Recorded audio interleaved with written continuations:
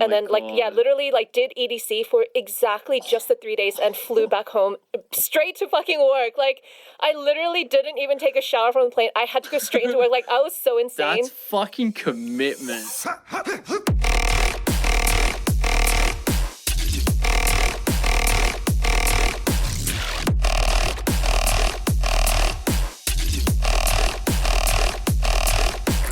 Just as a quick note before we get into the episode, one of the mics recorded weird. I don't know really what went on, but I tried to fix it up as best as I could. I hope it doesn't get into the way of anything. But other than that, yeah, enjoy it. Just relax. But yes, Jane, project. Do you go project Deardoe or just Deardoe? Just Deardoe. Deardoe. Project, I guess, is like my side thing. Yeah, I don't know, just Deardoe. But I think people have told me that it's hard to find me because they look up Deardoe and it's like not me. So I'm like, oh well. That's literally happened to me. Yeah. Because I got no shame. I had to go through your Instagram. It's like every time I gotta go. Yeah. I have the exact same problem. I wish like on the screen they would have like our tag or something, you know, like when we're playing, because like people have no idea who you are. They're just like, oh yeah, that person's cool, and then like, who is that? Yeah, exactly. Yeah, you got to go through the whole thing. It's even like you were saying how, like when we were talking off mic for a second, we were saying every time you go to like an event, it's so hard to like connect the dots of who's who. Yeah. And you're just like, oh my god, like I saw an Instagram post for them. It's like you're trying to find it. Yeah, you're like you look familiar. Fuck, they're not tagged. Yeah. It's like, I don't know. Fuck. Yep. But yeah, no, welcome. Thank you. Thanks so much for having me. No, of course. I'm fucking stoked to have you in. Oh, thank you. First of all, I mean, I'd love to just like, so what's the project in Deardoe? So I guess it's just like a part of my life that I guess I'm keeping like separate from my personal life. Yeah. But project as in like, it's like a lifelong project thing that I want to do, hopefully, for a long time coming. Of course. Yeah, even though I'm like super fucking old, like I said. No, fuck that. Yeah, I mean, like, y'all keep me young, you know, and like I used to go out like twice a year. I'm not even exaggerating, but like I've been going out like pretty much every weekend, sometimes like multiple events a night. So like it's so different, but yeah, I'm really happy. I'm so happy I found my peoples and like of course. Yeah, I'm happy. Nice. Was there something that kind of like sparked that in you to want to get into that, or was there something was there like kind of previously you were really interested in music and all that kind of thing? Is that what kind of sparked it off, or was there something in particular that made you really want to like pursue that and go down that route of like DJing and the project? Really? So with DJing in particular, like I literally just saw an Instagram like ad, I guess, of like your shot. Yeah. And like I've heard of it because a friend of mine did it like a really long time ago, and I went to support him, but I had like completely forgotten about it, and like I was never really interested in it. But then it was just like it really grabbed my attention, so I like applied for it, and then like I did that a few months ago, so that's that. Yeah. Well, yeah. I mean, especially because you did really well as well. I mean, obviously you managed to win on the Sunday. Yeah, that was like it's so crazy because like what day is it? The 6th or something, but like the 4th, it was a couple days ago maybe, but like it was like 3 months since that day, and then I finally watched the footage that my friends took because I just like didn't have like the emotional capacity to like go through everything. Like so much has happened, and like some really hard like life shit as well, so like I was like watching everything and I was like reliving the moment. I was like, wow, I can't believe I fucking did that. Like I can't believe I lived through that. Like it was intense, bro. Like it was so much. Yeah, like anyone who does your show will tell you like competition day is like so intense, but it's like the time of your life. Like that 25-minute like however long set is like unforgettable. It's like such a core memory, and then you know, obviously I'm like incredibly grateful that I got to do it a second time on the main stage. But honestly, like people ask me how it was, and I genuinely like don't really remember. Like I feel like I completely dissociated for like most of it. It's just like you get it and you just become a robot, just like okay, just do it. Just literally. You know what you're doing. I barely remember. It was like a blur, but of course. Well, I mean, I suppose as well, like, since then as well, you've obviously been getting booked like fucking crazy. It's been going really fucking well. Like, you've exploded.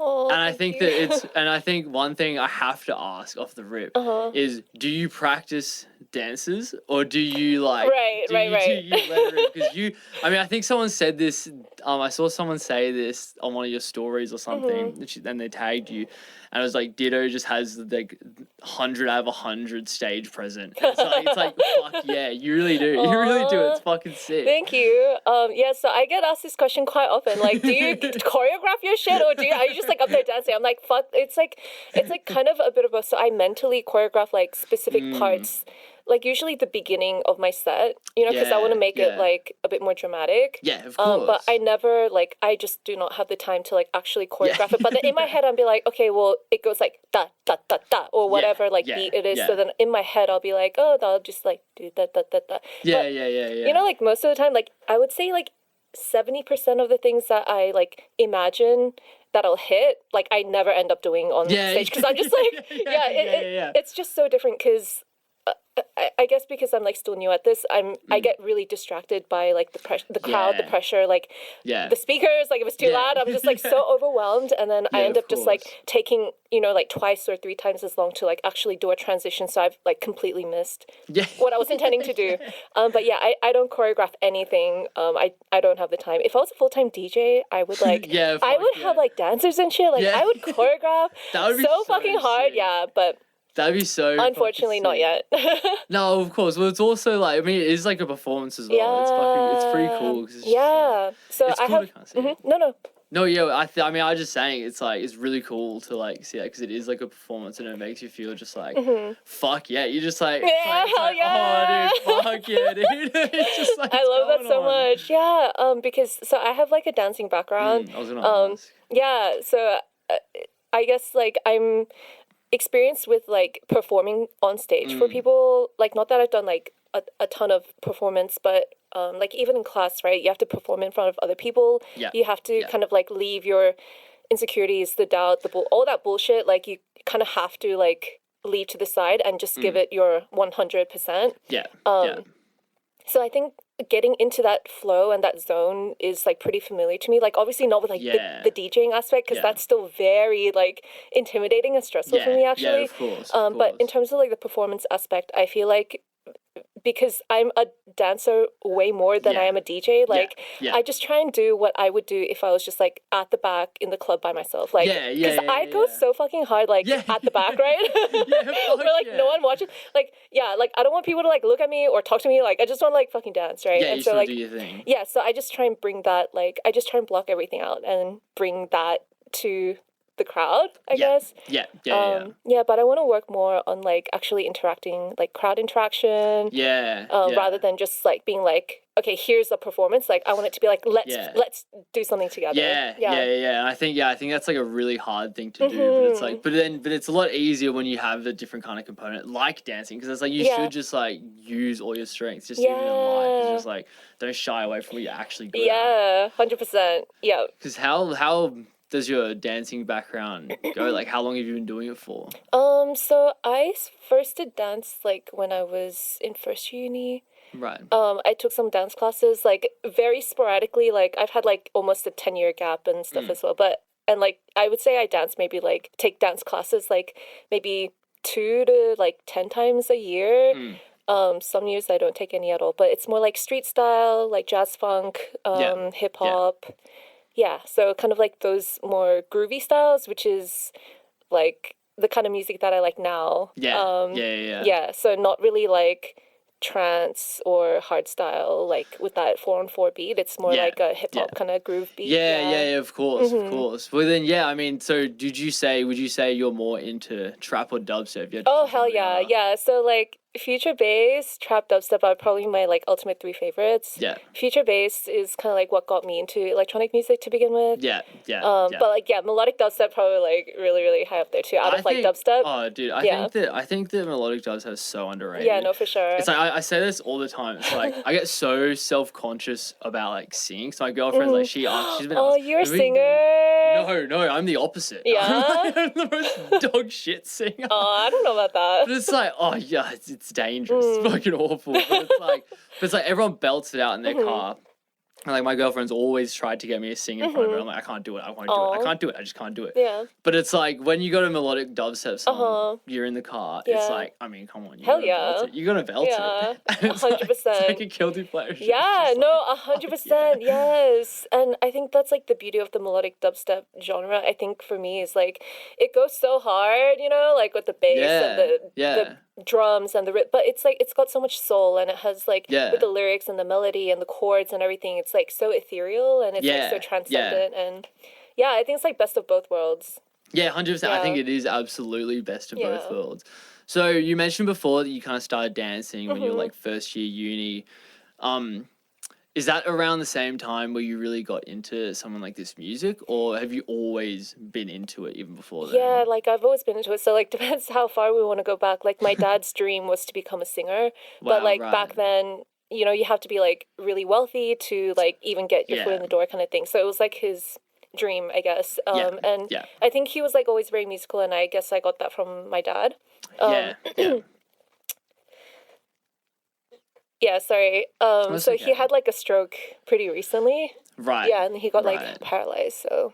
Fuck, right. Yeah, so it's a lot. But so when I was young, like my mom always put on like classical music and bought a ton of like different, you know, soundtracks and stuff, and she would say that like I literally memorized every single song, and there would be like a wall full of different like CDs and things like that. So I apparently like I had a gift for it, but like music for me has always been a part of my life because of church. Like I've always sung, you know, played the piano and stuff like that. So music was just very like normal to me.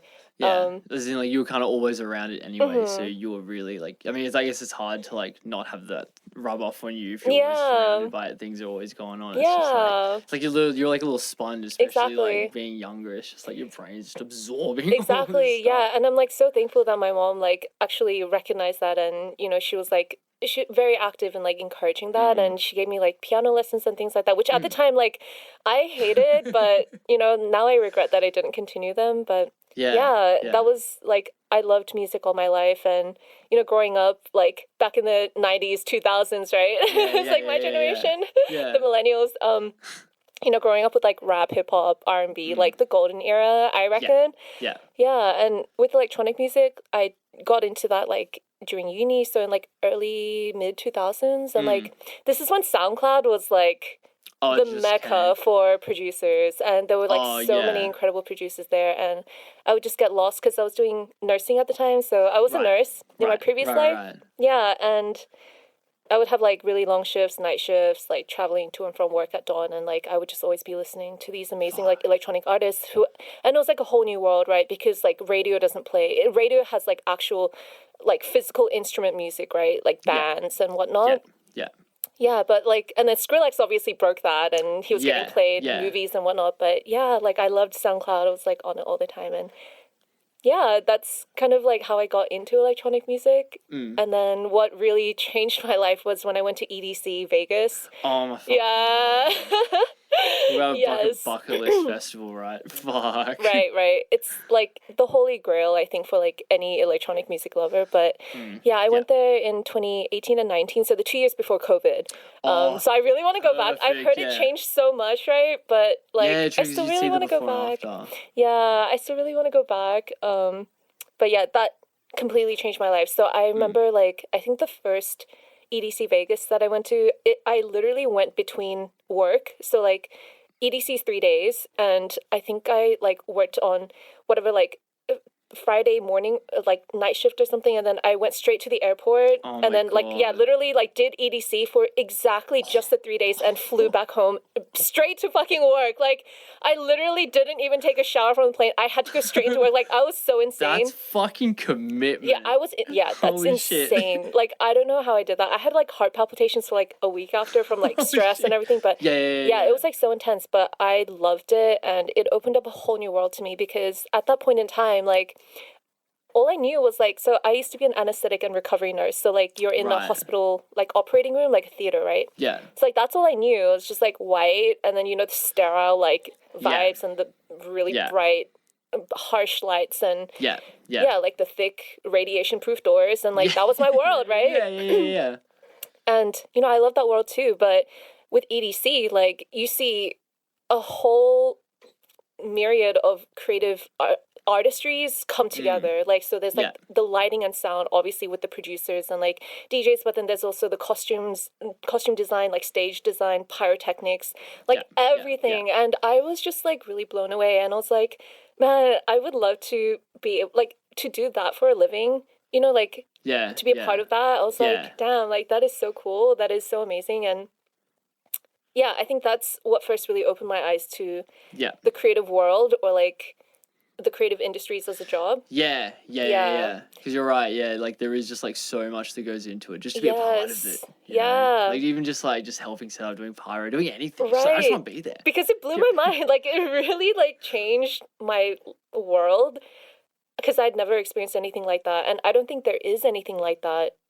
Like you just have to go. Like if you're listening to this and you want to go to EDC Vegas, you should go. Like 100%. Oh, fuck it. Don't even, It's like watching all the videos from Lost Lands. Oh my gosh. Like a month yes. ago or so, I'm dying to go to Lost Lands too. Oh, no, literally. I was like, I think after seeing all the videos and everything, I was like, fuck, I mean, I actually gotta just go back. Have you been to any other big kind of festivals like that, or is it the main one that you've been to? No, so I went to Second Sky, which is Porter Robinson's like personal festival, but like, and then other like smaller festivals like Project X and stuff like that in California. But like that was my only big one. Like I would love to go to Lost Lands or like Electric Forest as well. Yeah. That's sick. Do you seems like you've been to the US a lot then? Is there any particular reason that you travel over? I grew up in Long Island, which is a part of New York. Oh, right. And then, so like my previous exes were like American as well. So like a lot of traveling, and then like getting into music together. So yeah, nice. When did you move to Australia then? So I moved to Australia a long time ago, but I have like I don't know why, but sometimes the accent comes out, and then because I worked in Korea. That'd be great. No, I worked in Korea for a year, like teaching English, and then we had to teach American English, and then so that like really ingrained. Oh my God. Yeah. So it was like. Got to speak more Australian, more bogan, more Aussie. Oh shit! That's so. Yeah, I could see instantly how it's like, because my girlfriend's got the same thing, because she didn't grow up in America, but both her parents are American, so they spoke with an American accent. Right, yeah. And so every now and again, like a car slips out, like, the R. And like I can see the way like her brain gets like jumbled. So I can kind of see that as well, like the layering of like you've got. It's like you can kind of like slot them around depending on who you're around and where you're at. That's so sick though. I love that though, that you've just got like all those kind of layers. To it. So. Yeah, that's sick though. How'd you find growing up in America compared to like when you moved to Australia? What was that move like for you? I loved the States. I had a really happy childhood in the States. I think because there's such a like communal and like festive spirit. I love the US. I mean like what you see in the media is like such a narrow viewpoint, and like people in America, I mean like every state is like its own country, and every area is its own vibe, so this is so different. Literally 100% what I always say. It's like because my first time going to the US was from like December 2022 to 2023, like the start, like that kind of 6 month, I mean not 6 months, 6 week kind of traveling. And I found that as well, like everyone's so communal. It's like the way I describe it is that if you're walking down the street and like I remember one time we were just chatting out loud, like, how does tipping work? Like, what do you do when someone just walks past us? Because like, so maybe like, 10 to 20% depending this, that. It's like, bye. And then they go off and that's kind of it. But everyone's always there, and we were there in Christmas. Everyone's getting into it. It's so community based. And you're so right that everywhere is its own country. It is like a world in a country. It's crazy. I think that's the beauty of America, because like you can choose. You can just like go off to whatever state fits with your lifestyle or your beliefs, and 100%. Very cool like that. Australia, I think, is like a lot more homogenous. We'll leave it at that. But yeah, I had a happy childhood. It was fun. It was so much fun. No, that's sick though. That's sick. How was growing up in New York? Because New York is like a fascinating place to me. It's like just that concrete jungle. Well, so that's Manhattan. Like I lived on Long Island, which is like it's like a little long fish-shaped island right off the coast of Manhattan. Yeah, right, I see. Yeah, okay. yeah. So it was like very suburban. Right. Yeah. No, it was very chill, but I do remember like, yeah, I just have like happy memories of like Thanksgiving and Halloween and Christmas, God, like having a white Christmas, and like getting like snow days where like it would snow too much, so the school basically like has like it's canceled because it snowed too much, so stuff like that, and like sledding and shit, like yeah, really happy memories. That's sick. That's sick. So when you moved to, how old were you when you moved to Australia then? Oh, so I was born in Australia and then I lived in the States while I was in elementary school. Oh, okay, yeah. I see. And then I came back for year 6. Oh, yeah, right, or like I year see. 5 or year 6, yeah.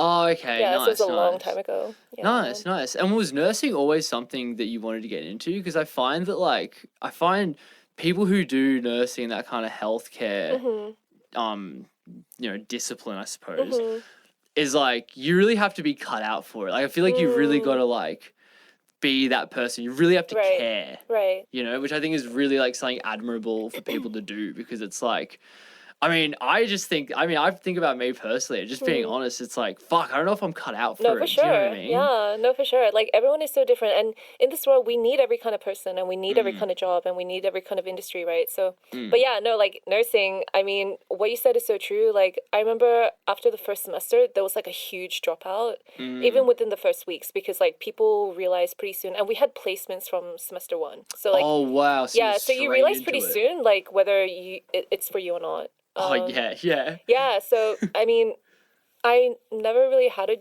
aspiration to be a nurse. Like, so I always thought I would be in medicine, like, as a doctor. Right. So, right.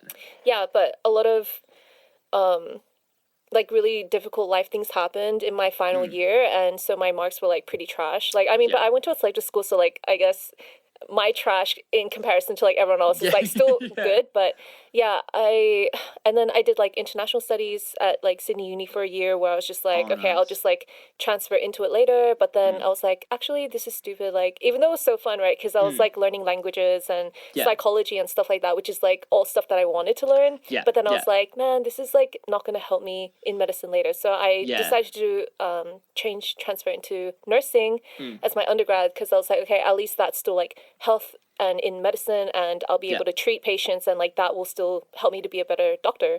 So I did that, and I kind of realized like afterwards, I think I was like so disillusioned with what medicine was and with what doctors were, and at that time I was still struggling with my own health issues, and so like having been both a patient and having been both like part, like as a nurse working in the industry, it just really, I think, crushed and disappointed me to the point where like I felt so lost, because all my life I have been interested in healing and like being able to give someone a second chance at life through whatever like illness or disaster or whatever, like that was always very, it just felt the most real to me and the most valuable or like worthwhile. Well, it's a very raw connection that you have with that person. Like, there's no bullshit. It's just like it's like a 1-to-1. Like, I am here, like taking care of you. Like, there is no like,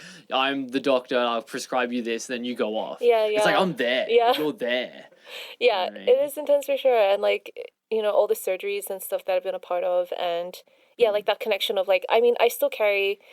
I'm like super emotional and I get impacted like super deeply by people, and I still carry people who have like passed, and just like really people who have like left a mark on me even as a nurse, because at the end of the day, like I am there, I'm professional, I'm doing my job, but I'm still human, and like I am moved, right? Like of course.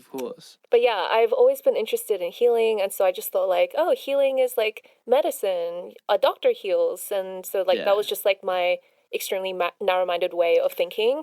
But like healing comes in so many ways, like music, right? Like music is so fucking healing, and it does things that like a person can't do.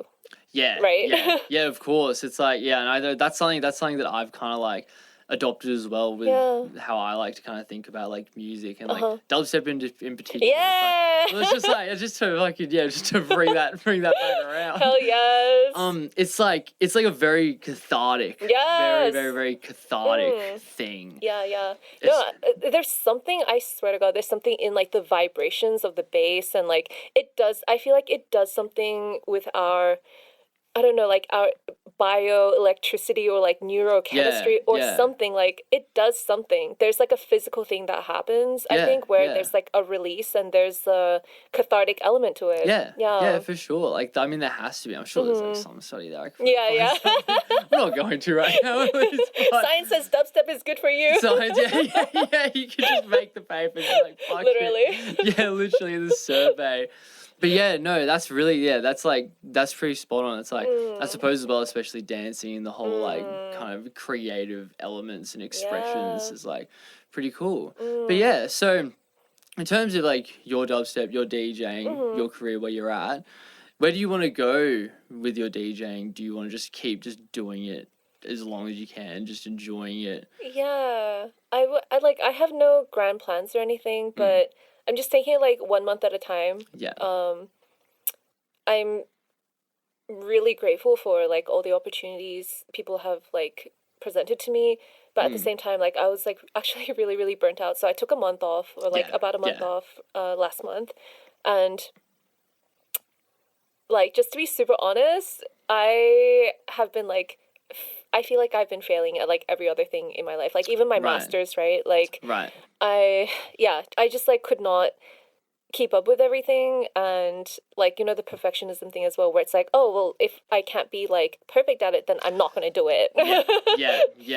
So it's been a lot. I think ideally I would just like to see where things go, I guess, with DJing. But I would like to have some kind of like event in future. I don't know in what way. Obviously, like I would love to be a support DJ for like an artist that I love or something like that. But yeah, I don't really know. I haven't really thought about it too much, but I'm just taking it like a month at a time. Yeah, of course. I mean, I suppose like that's all you can do. And it's like, I'd be interested as well, like how do you kind of like, because you spoke about the burnout you've kind of feeling, and those feelings like self-doubt, the feelings of kind of not knowing where you're at. How do you deal with that? How do you cope with that? What are some of your ways to navigate that and to overcome it essentially? That's a really good question. I feel like I struggle. Yeah, I mean, like I struggle with that a lot. So just to be like really open and honest with you and like whoever's listening, like, so I struggle with depression and anxiety, and I have for a very long time. And I think now that I'm like older and I've been dealing with it a long time, like I think I just tell myself that it will pass, and it's okay to live in the moment. Like it's okay to live in the moment of like what is in front of you right now. Like you don't have to carry everything all the time with you. And with the burnout, like I think I attribute that a lot with my perfectionism. So I'm kind of realizing that the perfectionism is a root cause and like kind of a catalyst for a lot of really destructive thoughts. Of course. And even with like your shot, like the competition day and like my set, right? Like I literally didn't even eat because I was like, I don't have fucking time to eat. Like I need to practice this one more time. Going. Yeah, like it was like looking back, it's like crazy, right? And like I lost so much weight from stress. I was like losing so much hair. Like it was it's so ridiculous, right, to say that, because it's like, okay, it's like a fucking whatever DJ competition, and like I never had any intention of winning. Like I just so oh my gosh, like the founder of Your Shot, I forgot his Steve. Oh yes, Steve. So he came to give us a talk, right? Yeah. It was like a couple weeks before the end, and he took us so fucking seriously, and I think that was the point where I was like, holy shit, like this is like, he's actually taking me so seriously. Like I should take myself seriously, because before that I was actually going to drop out in week 4 or 5 because I just wasn't getting it. Like I was literally going to drop out. I had like too much shit going on, so I was like, yeah, like this was fun for what it was, but I'm shit at it and I don't have time for this. Yeah. Yeah, but, you know, thank God I did it. Yeah, but after that point, like for the last 2 weeks, because I was like deep in depression at that point. So I was like, it was like such an internal battle, but it was a reason for me to get up out of bed. And it was a reason for me to like focus and do something. But it was just in such a toxic way because it was just like completely unbalanced and like I was not taking care of myself. I was just like whipping myself of like, yeah, you gotta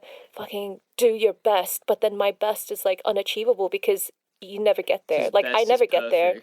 Yeah, I never get there because even if I reach perfection, it's like, no, but you can still do better. Exactly. And there was never, if you're being perfect. That's not perfect because obviously you need to do more. Exactly. So there was like no end in sight. And so I think that is a mindset that I will like never ever have again. Like, I'm okay to not do as well as I would have liked to, but I'm going to eat and I'm going to sleep or try to sleep and, you know, take care of myself. And I think having that more of a balanced mindset and taking, because I think I was taking it so seriously because I wanted to maybe like prove something to myself or but there's nothing to prove, you know, like we're just growing and we get to have these experiences and it should be fun. And I think that's something that like I forget all the time. Like it's meant to be fun. I'm not just here to be professional and entertain the crowd and do clean mixing. Like I'm here to have fun too. And me having fun is gonna make you have fun. Well, that's exactly it. Yeah, that's exactly it.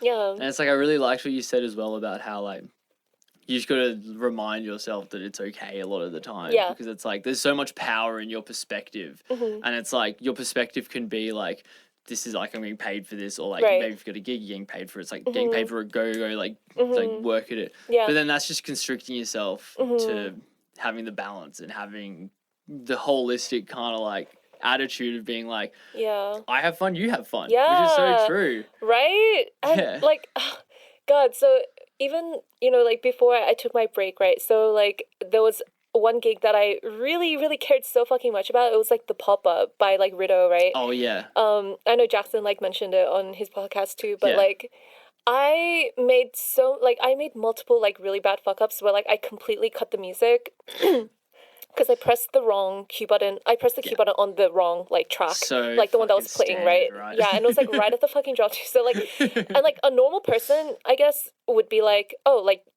I'll live and learn, like don't do that again. But I was like so fucking gutted. I literally was like sobbing outside for like an hour. Like my reactions were just like, just because I cared so much and like that perfectionist thing.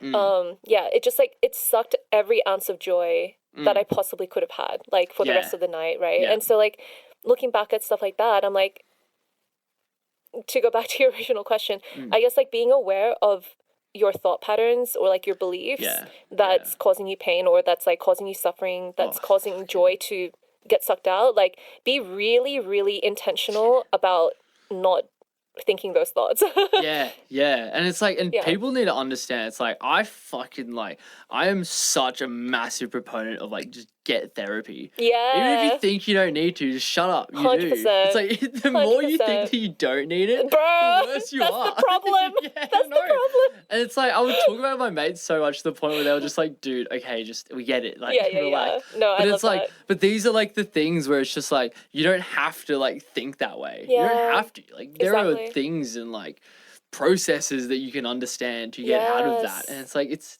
not that hard. It's like just do it. 100%. Just do it. I obviously know that it's like it's financially fucked, but if anyone is like a student, I go to the UTS building.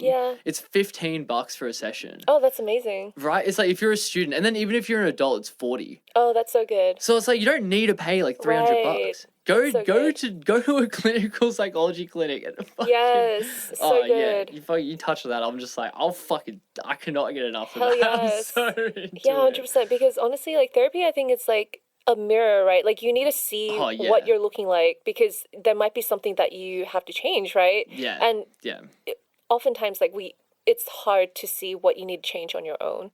And like if you're in a relationship, and relationships often like bring that out too, but it's like, but if you both have things, you know, right? But you know, therapy is like, hopefully the therapist is like very self-aware and they're not bringing their things into the session and things like that. So I think it's definitely the safest space to like understand yourself and to see where you're maybe like causing some of the pain in your life, like unintentionally. But yeah, I think the perfectionist thing is something that I'm really working on, and just allowing myself to be shit, which is like, even as I say that, like I get like a physical reaction, right? Yeah, but like I think that comes from like a lack of self-love, like feeling like I have to be perfect to be worthy of love or worthy of attention or anything like that. But giving myself the affirmation and validation and love, you know, like even if I do shit, it's like it's okay, like it's okay because I still had fun, other people still had fun, so that's a successful gig, right? So 100%. Yeah, I think reframing things, and I felt a lot more at peace since doing that in my last gigs. Yeah. Nice. No, well, that's really good to hear, because it's like I really do identify with that too, because I know there was one time I had a gig from Shamir in like March this year, like earlier this year. And I just remember, like, afterwards, I, like, fucked, I was transitioning. I was so just, like, in my head. I got off. I was like, fuck. I got off. I was like, what do you mean? Like, it was fine. It was fine. I'm just like, no, like, it was fucked. It was so fucked. Everything's fucked. I'm done. It's like you don't know shit. It was shit. Like, I'm moving to South America. Fuck it. No one can see me again. Like, it's like, oh, my God. And I was just like, oh, my God, that was great. It's like, oh, yeah, true. Yeah. So it's like, so I really identify with that. It's really fucking, fucking on point. No, dude, like whenever people, like my first gigs, right? Because I did a Shook Thursday, and like I made all these mistakes, right? Because my first time with like CJ 2000s, oh god, it was such a nightmare. People were like, oh, it was so bad. I was like, no, like you don't understand. You don't know shit. It was shit, and I'm shit. Shut the fuck up. Shut up. Hey, by the way, you're wrong. Like, I'm just shut up. So toxic. Wrong. It's so God, funny. it's so toxic. It's so classic though. It's just so fucking classic. But you know, at the end of the day, I think it's because we care. Like we care a lot, and like if we didn't give a shit, why would we react like that? You know, like if it didn't matter. Exactly. And I think it's like, obviously as long as you can like understand it and you can kind of like control it, then you can use it to be a strength and not let it like, it's like you just kind of keep, it's like bowling, you just gotta keep the rails up. Just like, hey, you can use this thing, but don't fucking, you just keep it in the middle. Exactly. You know, I was reflecting on this really recently, like during my break, right? Because I was like, you know what, I really struggle with like letting that perfectionism go, because I feel like it's been a friend to me, because like who would I be if I wasn't this hard on myself? Like I would be fucking like, I don't know, like a piece of shit on the ground or something. Like, and I feel like, you know, I'm this good because of my perfectionism, but it's like that's not true. Like I'm also a mess because of my perfectionism. I am joyless because of my perfectionism. And so just having to like reframe that as like perfectionism is not my friend. Like a spirit of excellence is my friend, like wanting to be excellent, but perfectionism is like a different thing, and it's ruined a lot, I think, for me. Yeah. And I guess, and again, that's just that kind of over time, you learn it, you understand it, and you kind of like move on from it too. And have it, like hold its hand and be like, come with me. It's like, hey buddy, it's fine. Fucking come this way, come this way. Yeah. All right, I'm gonna take a real hard left right now. Yeah, sure. I want to bring to you, I want to play a game. Let's go. I want to play Frog Space and Joe Rogan. Oh my god, I'm so excited for this. So I did a podcast with Street Flicker where I tried this. Oh, yeah? And we'll see how it goes. Wait, how did he do? How did Andrew do? He did well. Oh, I'm going to just... But I've adapted it since then, because I gave him 16 different ones, whereas you just have 10. Okay, sure. Because I kind of noticed that by the 17th one, I was like, all right, this kind of got old. It's like, okay. Let's bring it in a little 10 bit. 10 sounds like a good number. 10's perfect. 10's perfect. Let's do it. So... Again, just to go over the rules, it's not a very hard game, but I'm going to play you a sound, and then you're going to just need to tell me whether it's a bass from a sample pack, whether it is a frog sound that's been resampled, or whether it's Joe Rogan that's been resampled. Let's do it. All right, are you ready? I think so. Here's the first one. Let's go Joe Rogan. Joe Rogan? Yeah. All right. I went pretty fucking, to be fair as well, because Andrew had more. Yeah.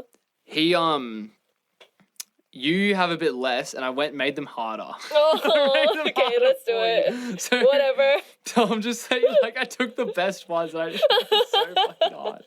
3 jokes. All right, number 2. You ready? Bass? Bass. I feel like I'm gonna get none of these right.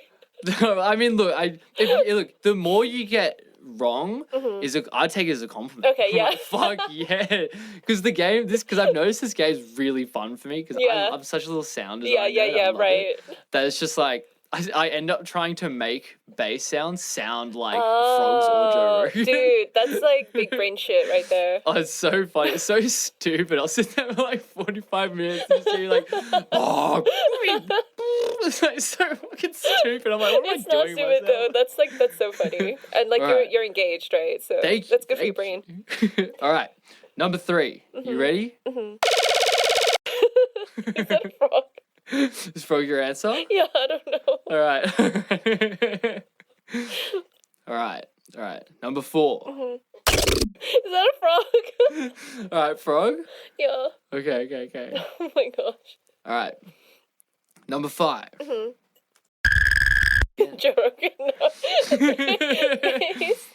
No, wait, is that a frog? Wait, can I go bass for the previous one and frog for this one? Of course, yeah. All right. Number 6.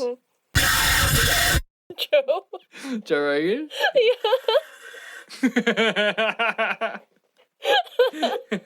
Bass? I don't fucking know. What the hell have you done with these resampling techniques? Oh my gosh. I can show you the plugin that I put on all, because all of them are going through an OTT, which is just like, it's like a multi-band compressor. Yeah. It just makes them sound crunchy. And then the second one, I have this plugin called Sausage Fattener. It's so funny. Yeah. I'll show you a picture of it if anyone wants to has to look it up. I'm pretty sure I know what it is. Yeah, there's like the sausage fattener, and there's a fatness knob, and there's a color knob. Yeah. And as you turn the fatness knob up, the sausage just gets more angry. Yeah. And the sound just gets way more fucked. It's so funny. I bought it. It cost me like $30, and I was like, I'll fucking pay that every other week for that guy. There's also another one called Endless Smile, which is yeah, that's creepy though. Oh, it's so fucking creepy. Yeah. It's just like, it looks so funny. It's like a balloon. It's like a mix between like a balloon and like a wacky wave inflatable arm man. So woo! Endless Smile is goated though. I love Endless Smile. Yeah. Anyway. Number 7. Are you ready? Yeah. Frog. Okay. Number 8. Joe. Joe. All right. Let me get 0 out of 10. Oh my gosh. No, sure. No, it's okay. It's okay. No, you've got this. Stay strong. Stay confident. All right, number 9. Is that Joe? Joe Rogan? Yeah. Okay. I feel like that, or is that bass? I don't know. Yeah, I'll go one more time. Let's go, Joe. All right. Last one. Number 10. This one. Bass? I mean, this one's so aggressive. All right, we've got the scores in. Oh, dear. You got 4 out of 10. What?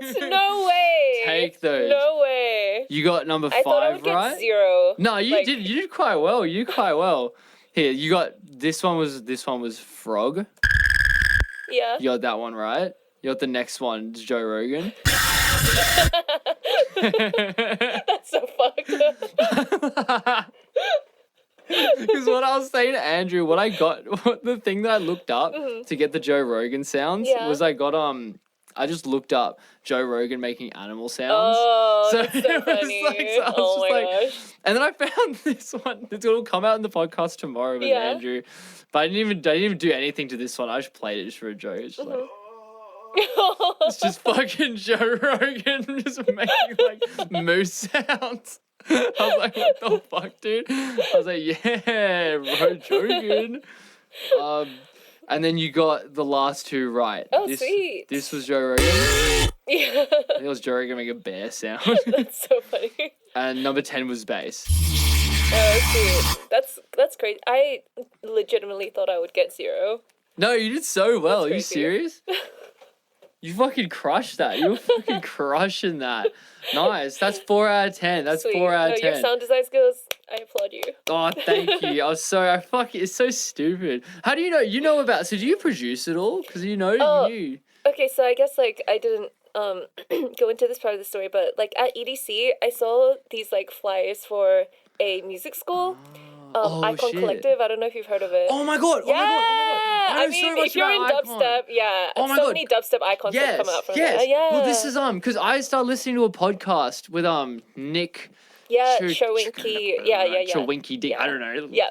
But like, I started listening to a podcast with him. Yeah. And he had like Sippy on, and she did Your Shot from Australia. She blew up through Icon. Yeah. Yeah, no shit. That fucking went so roundabout in my head. Yeah. But yes. Yeah, he's one of the co-founders, I think, of the school. Yeah. So I did an online course, especially when I found out like artists that I really love, like even Slander, right? Like back then. Oh yeah. So, like I was oh shit, like they went to the school. So I did like an online like 3-month course, like an intro course. Yeah. And then I loved it, so I ended up doing like the entire like online course. Nice. Yeah, that was like back in COVID time.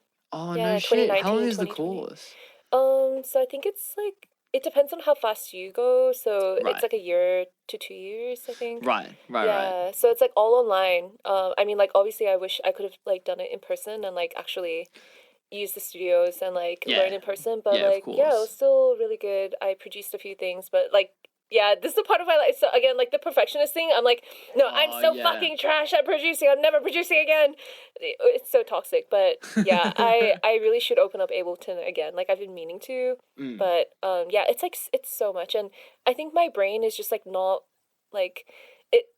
Yeah, even when I saw like the console in the other room, it's just like my brain immediately goes blank. Like, and I think this is why so many guys are in production, because like just the brains are so different, and like why traditionally, right? Like women would be like the singers, and then the guys would be like the producers or whatever. But like there's so many more like women in producing now, and like DJs now, which is like amazing. But just my brain personally, like I love acoustics because like I've played the piano and guitar, right? So like the very tangible like chords and like singing and stuff is something that I love. But then the production part, it was just like honestly it really did my head in. Because my brain is just not like very like the IT and like analytical. Like and then you know there's like such a flow of things, like you do one thing in that chain and it changes everything, right? Like so that really fucked with me, and like learning. Well, that makes a lot of sense, especially like speaking to the fact of how like you're doing counseling now, you've done nursing, like very kind of like emotional, taking care of people, where it's like I know that like I'm the complete opposite, where I go like in fact don't care about you.